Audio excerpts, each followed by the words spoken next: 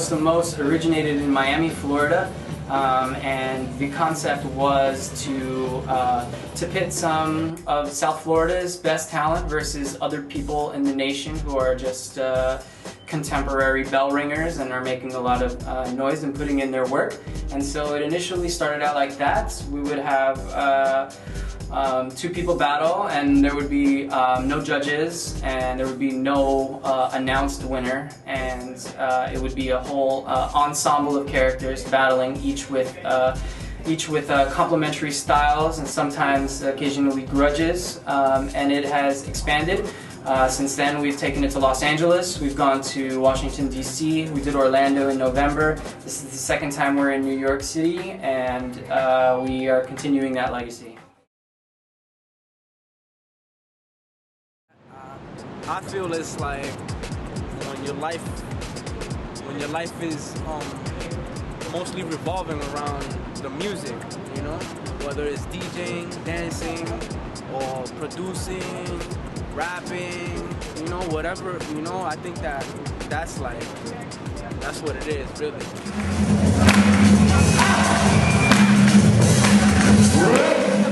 In order for someone to become a full-time e-girl, there has to be some level of mastery in terms of the aspects of b-boying and breaking. So you have to know how to teach it, you have to know how to explain it, you have to know how to perform it in terms of entertainment so that you can get work and be able to create some income for yourself while you're practicing and training and paying for gym membership and paying for more sneakers and eating right. So these are the things that have helped me to last as long in the game, is just knowing that if I need work, I can either send a resume for performance, send a resume for teaching, or my performance resume, all the places that I've been at. I don't compromise my stance, my position on my dance. It's an art form, it comes from the heart. I don't do it for money, I don't do it for credit, fame. I do it because it's the thing I can relate to the most out of everything I do.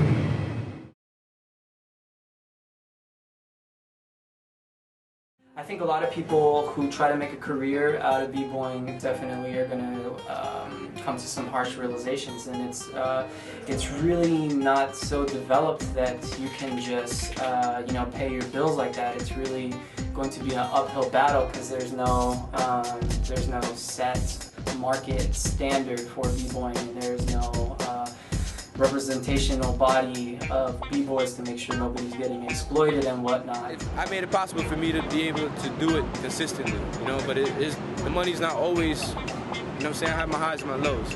But the positive is meeting a lot of people, man, seeing different styles, learning. I've been in the game for a while. I've been breaking for 14 years, but I've been learning. Every time I go out, even to the jam right now, I learn, you know what I'm saying? I take it in, I try to be as humble as possible, you know? Even though when I dance, I'm not humble at all. I bring it to you, you know, all that hardcore New York attitude, you know what I'm saying? It doesn't affect me too much negatively, except if I'm injured, you know, and I can't do what I love to do, then, you know, it's kind of depressing. It's hard to get over that. That's the only negative I could think of. But positive, you know, I mean, everything from staying in shape, you know, being healthy. It's funny, I don't want to say that there is a difference, even though there are, but I feel like b-boys from back then and b-boys from now are hungry. They're trying to represent themselves, they're trying to create an identity, and they're trying to escape from all the negative things about life, like oppression, discrimination, things like that, and family pressures. So I feel like the root and the essence of it is the same. To all the b-boys that are, you know, that are inspired to become a full-fledged b-boy, you know what I'm saying, and just live it, you know what I'm saying, like, yo, for real, like, try to learn as much before you talk, you know what I'm saying? A lot of people talk, you know, on the internet, saying how they feel and blah, blah, blah. Learn. You have to research, you have to go and hang out with people who are older than you, let them guide you in terms of history and the aesthetic of it. When I mean aesthetic, like the expression of it, why are you doing it? Why did we do it?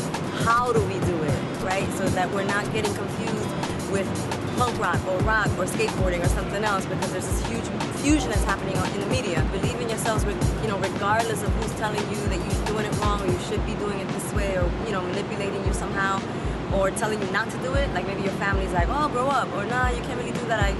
I want you to become this or that.